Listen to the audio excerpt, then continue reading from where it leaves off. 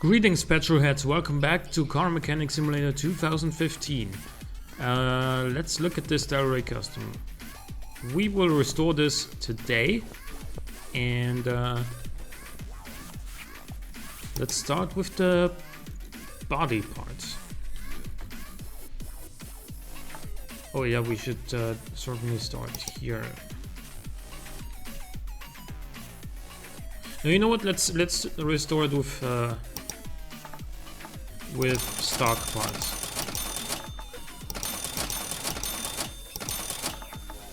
Because I'm probably just gonna sell it. And I don't need like tuned parts on the car that I'm about to sell.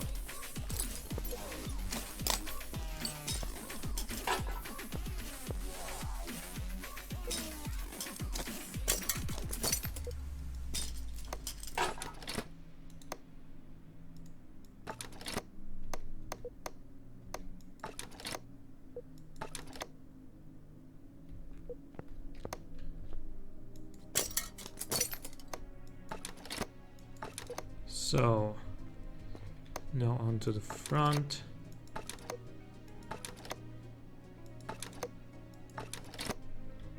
Good. Now let's do this. Nice. I like this color too. I'm probably not even gonna repaint it. So let's sell this. What rims do you got? Rim Retro 12.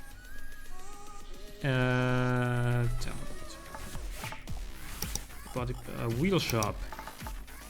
What do we give this thing? These ones could be good. Or these ones. Retro, where are the retro ones? And I don't like these. Don't like these very much either. These ones are cool, so are these, but yeah, I think I'm gonna go with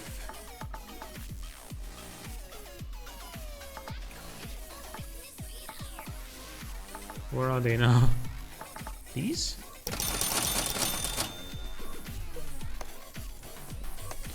Let's buy all the parts first. So you do not have ABS, you do have brakes ergo. It is a pushrod V8, double wishbones up front. Leaf springs on the rear. So what we need is the oil drain.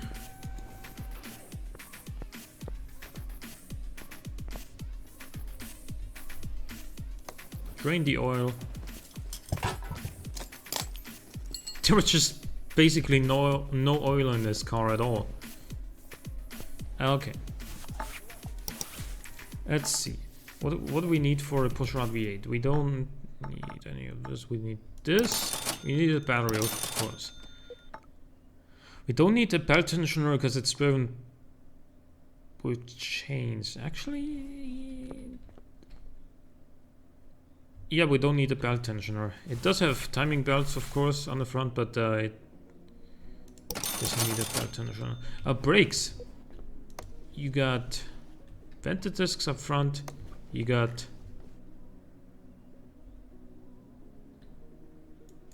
well. Let's look underneath those rims. That is drum brakes. We haven't had drum drum brakes for a while, I don't think. What have I bought until now? Okay, no calipers yet. So two of these. Brakes servo. Cam gear for the pushrod V8. Let's just put this back on for now. So it won't confuse me in my inventory. Okay. Camshaft for this one. Now how many carbs do you have? One, right? It should only have one. Yeah, just one. We could have swapped out the engine. That would have saved us a lot of time, but you know. We have these.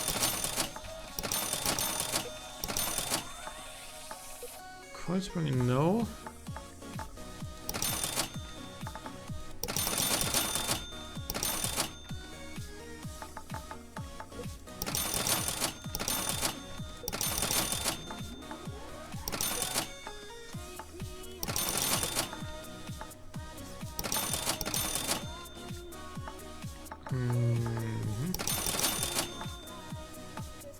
Then none of these, I don't think. No front drive axle, of course, no front drive shaft.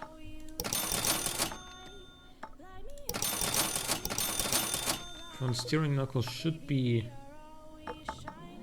C, right? It can only be C, I think.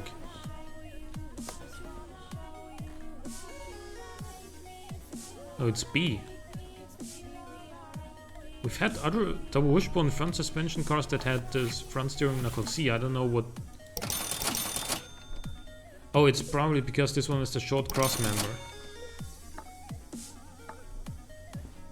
And then the front sway bar is gonna be the regular one.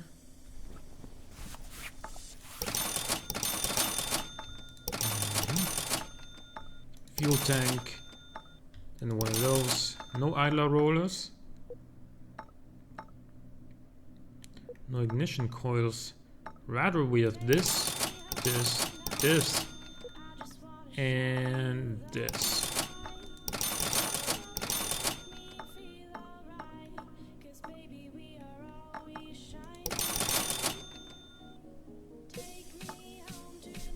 Wait.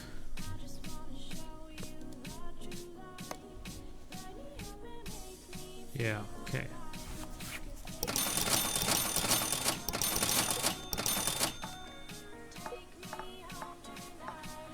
Middle muffler.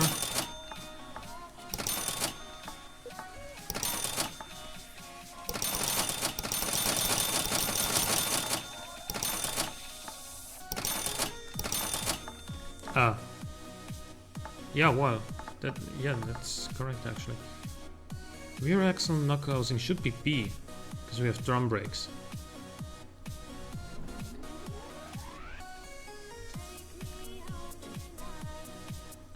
Yep.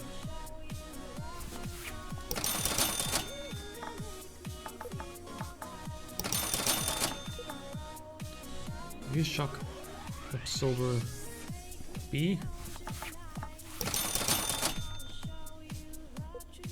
Yeah, no shock absorber cap, no separate springs or anything because we have leaf springs.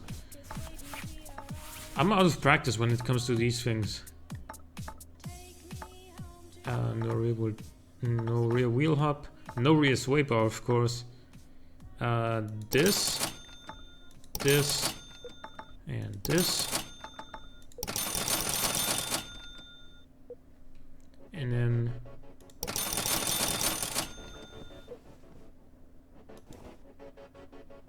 oh, it's actually small rubber bushings inside of these. I thought it was regular ones. It's okay though. Didn't lose that much money by doing this. Serpentine belt A and B. Don't need the solid axle control arm, that's only coil spring. Don't need a spring cap. I need this though. Two of these.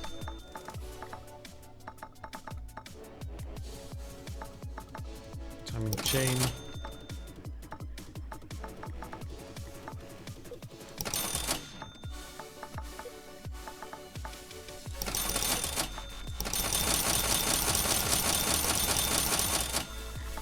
We totally missed the rocker arms, right?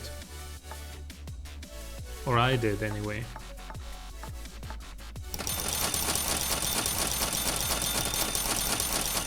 That should be 16. Same for push rods. Water pump pulley, and then 2 of those, and that'll do it, hopefully. Okay.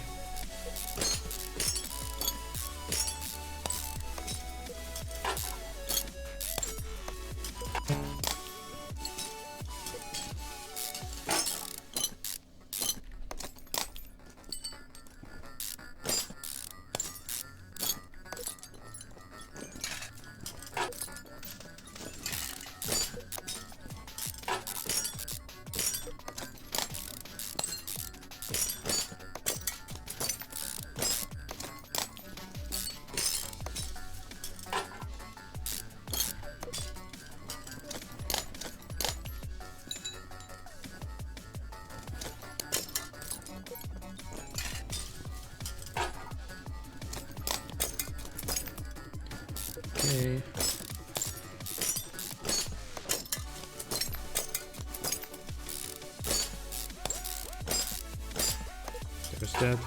The brake shoe was pretty much like almost invisible through all the rust of the knuckle housing.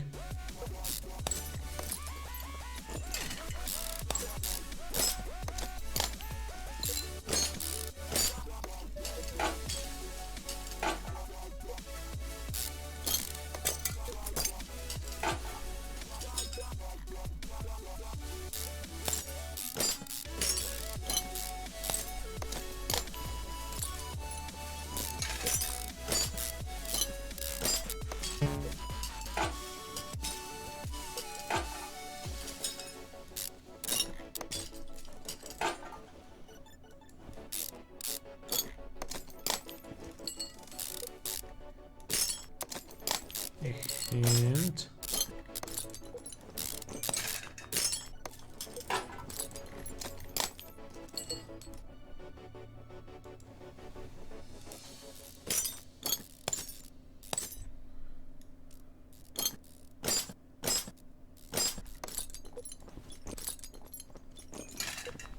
yeah, now we're gonna dismantle everything here. Or disassemble anyway. And we're not gonna destroy all of this. Well, we're gonna sell all the shitty parts later on.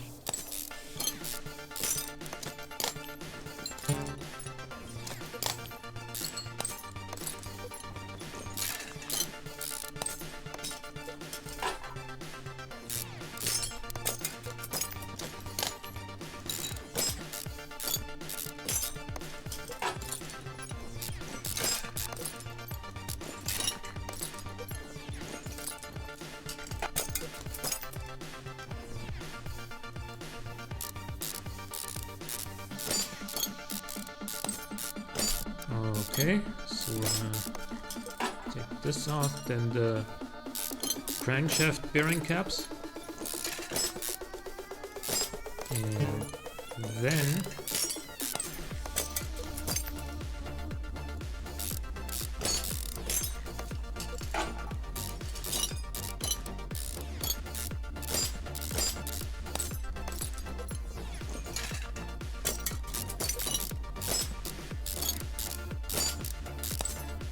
then there's pretty much everything except for the crank that we can access from below.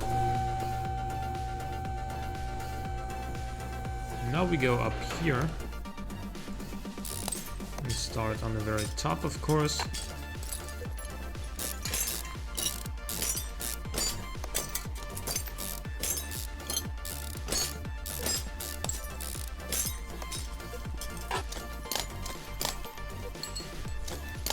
The reason I actually checked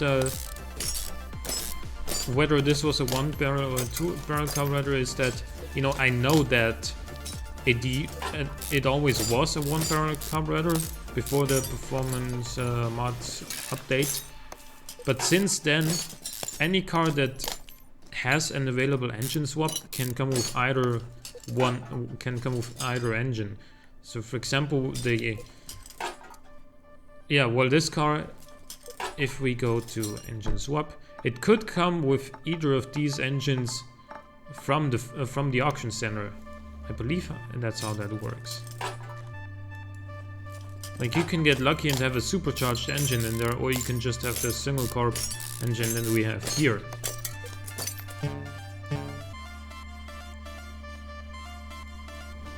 Also sometimes hard to hit that timing chain, that's okay.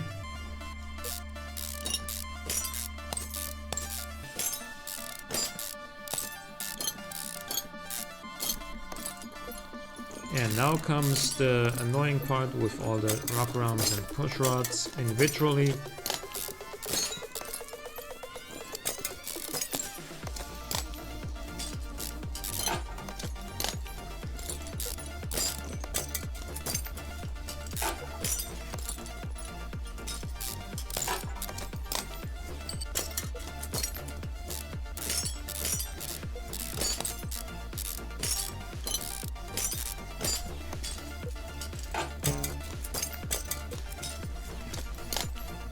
Okay, so there's that.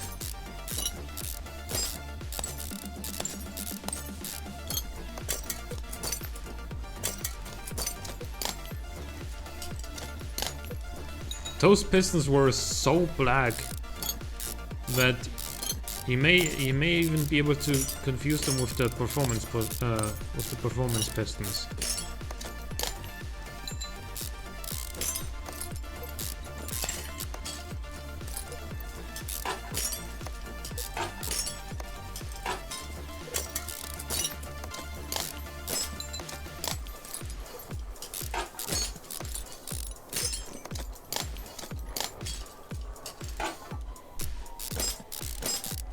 Okay, so this side of the engine is gonna be done very soon as well. Just need to remove the head now and then the pistons, and you can lift it up again. Take the crank out.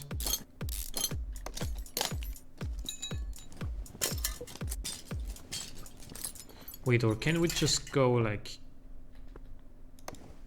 this? No. Can't do it that way, unfortunately.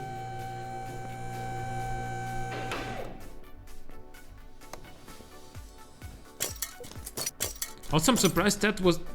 I'm surprised that's the first time I thought of that, too. Like, you can change wheels without the car fully lifted up.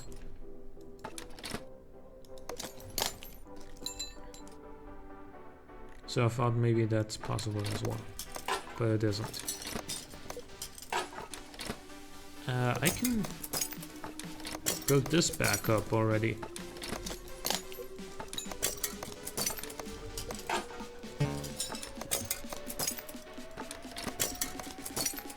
Right, and yeah, the crank is still missing, of course.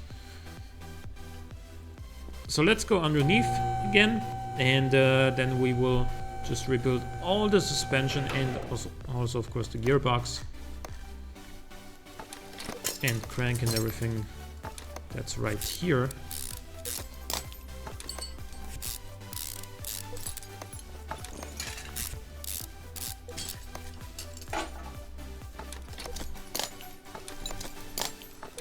Well, Tom, you didn't actually rebuild the crank and the gearbox, you just bought new ones. And replace the old ones with new ones. Yeah, I mean, if you want to be pedantic about it, yes, that's what I did. I didn't like craft a new crank, forge a new crank, if you will.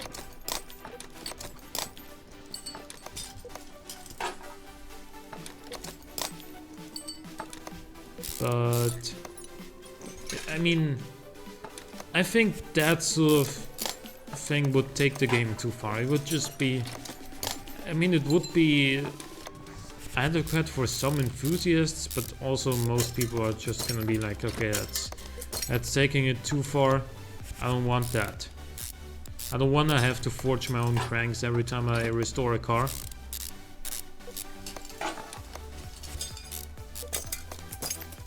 Maybe you do. Maybe it would be like a separate option that you can toggle on or off. But then again, no, it's also too much work for the developers. I think it wouldn't pay off for them. Because it's not like we're talking about a super popular game here. It is a niche game. Oh. And updates that take a lot of effort they have to be worth it. And stuff like that would not be worth it.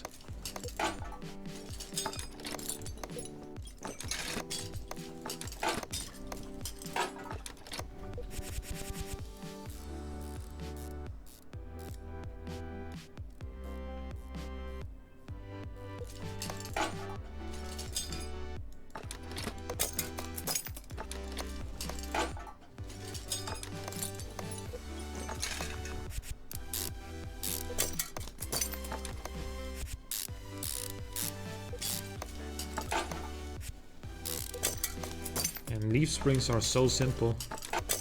Not quite as simple as coil springs, of course, but you can do these really, really quick.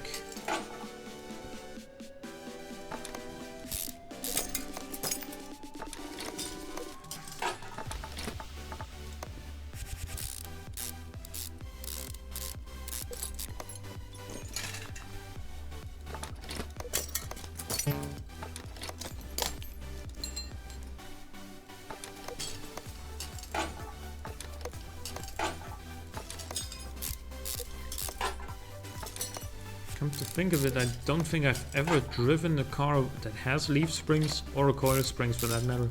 Except maybe... Actually, I don't know. Does the cheap Cherokee... not the current generation, that thing was like... around the 2000s? Maybe 1998 or something? Cheap Cherokee. It wasn't my car, it was... you know, a mate's, one of my mates' car. At least at that point he was my mate. Now we're no longer in contact, but like, you know, friends come and go.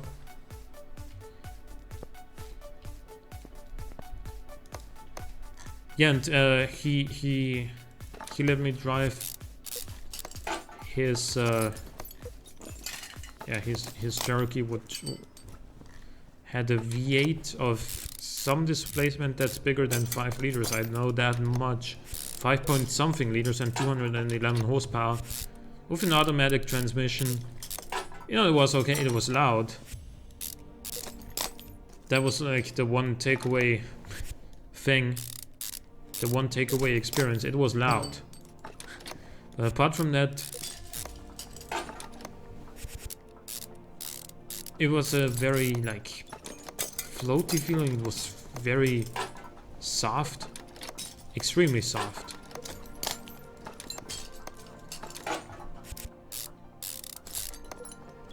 But apart from that, like, it wasn't particularly quick, of course, it being a Jeep. And, you know, steering was kind of numb and all that stuff that you expect from a soft and tall 4x4, so I can't really complain about it, but the takeaway point is, was it actually leaf springs? Did it have leaf springs? I sort of imagine, because it's an off-road vehicle and leaf springs are good for off-roading. So are coil springs for that matter.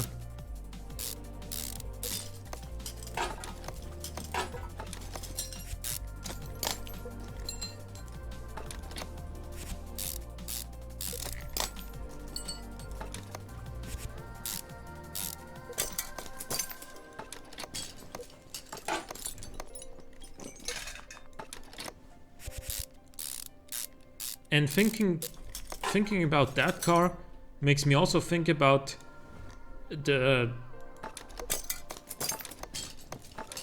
trend of SUVs these days, man. It's just ridiculous. Everyone's got not one SUV in their lineup. Everyone's got like 8 different SUVs.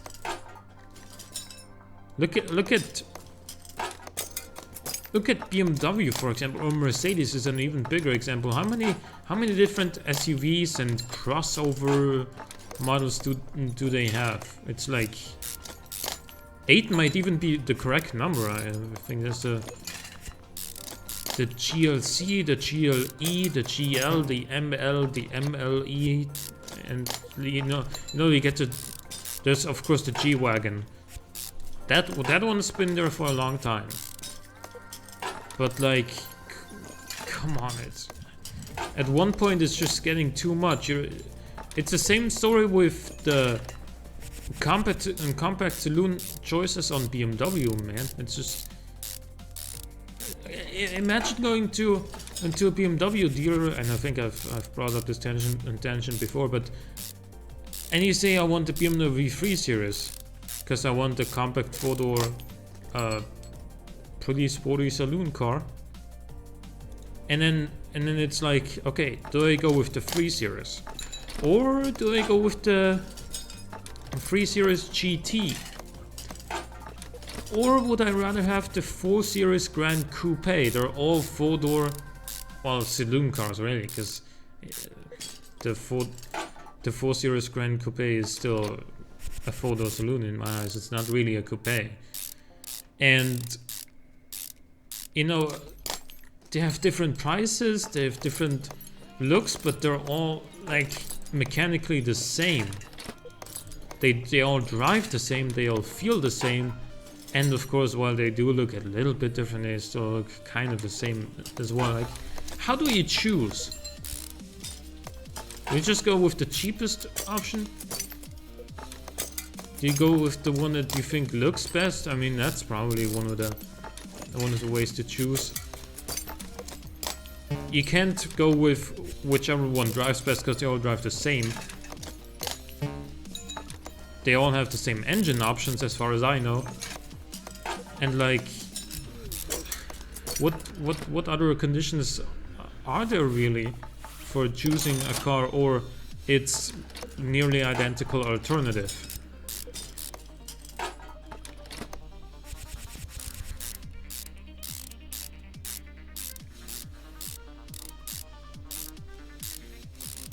We're trying to invent niches in the car on the market that, you know, just don't exist really. Like,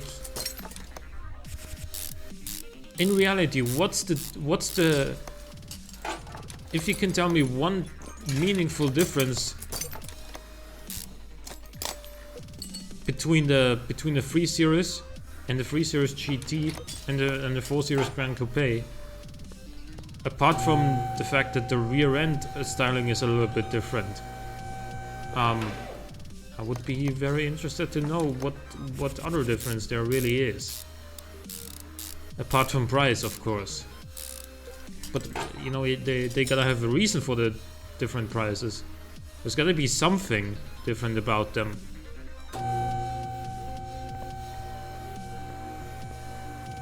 And I think we're pretty much done with this engine, aren't we?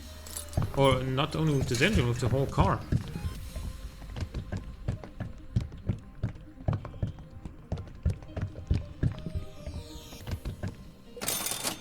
$17 of oil. Yeah, okay, everything's there. Sell all the old parts and sell this car for $67,105. Yes, thank you. Hope you guys enjoyed this episode of Car Mechanic Simulator. Leave a like or a comment if you did. Thank you for watching. I'll see you next time.